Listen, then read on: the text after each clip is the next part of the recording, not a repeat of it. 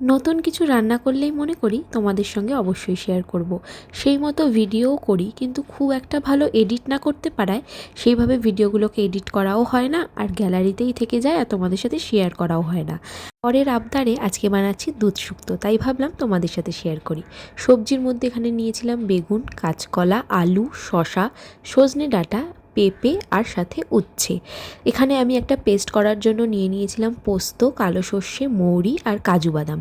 এগুলোকে মিক্সিতে অল্প একটু জল দিয়ে ভালো করে পেস্ট করে নিয়েছি। আর এখানে নিয়েছিলাম মুসুর ডালের ছোটো ছোটো বড়ি, আর তার সাথে গয়না বড়ি। এই গয়না বড়িগুলো কিন্তু আমার শ্বশুরবাড়িতে নিজের হাতে বানানো, বেশ সুন্দর তাই না? এরপর তেলগুলো ভালো করে গরম করে নিয়ে বড়িগুলোকে পুরো লাল করে ভেজে নিয়েছিলাম। বড়িগুলো ভাজা হয়ে গেলে সবজিগুলোকে ভালো করে ভেজে নিয়েছিলাম। খুব একটা লাল করার প্রয়োজন নেই, তবে আমি হালকাই ভেজেছিলাম আর অল্প অল্প সেদ্ধও করে নিয়েছিলাম, যেহেতু আমি এখানে জল দিয়ে সেদ্ধ করিনি।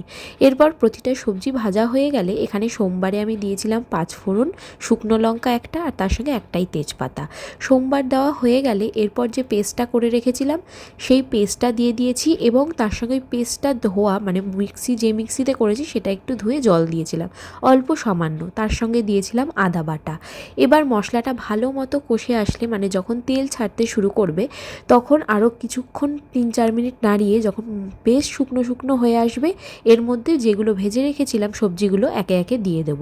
সবজিটার সঙ্গে ভালো করে মশলাটাকে মিক্স করে নিয়ে অল্প খানিকটা জল দিয়ে দেব। গরম জল দিলে হয়তো ভালো হয়, কিন্তু আমি গরম জল করতে ভুলে গেছিলাম, সে কারণে ঠান্ডা জলই দিয়েছিলাম।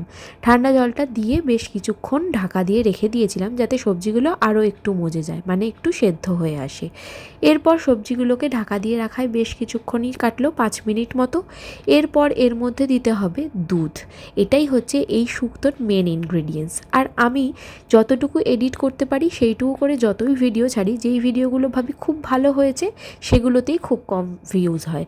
তোমরাও খুব কমই লাইক দিচ্ছ, তো এই ভিডিওটা অনেক কষ্ট করে এডিট করে দিলাম, কেমন লাগছে অবশ্যই জানিও।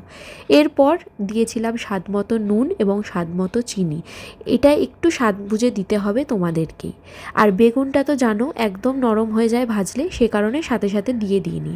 একটু সবজিগুলো সেদ্ধ হয়ে আসলে জলের মধ্যে শেষে দিয়েছিলাম বেগুনটা, আর তার সাথে দিয়েছিলাম বড়িগুলো।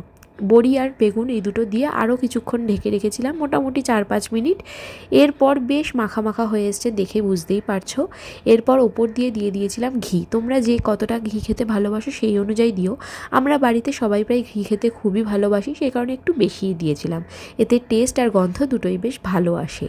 এরপর গ্যাসটা অফ করে কিছুক্ষণ ঢাকা দিয়ে রেখে দিয়েছিলাম। আর দেখো, দেখতে বেশ সুন্দর হয়েছে তাই না? তোমাদেরও ভিডিওটা কেমন লাগলো অবশ্যই জানিও।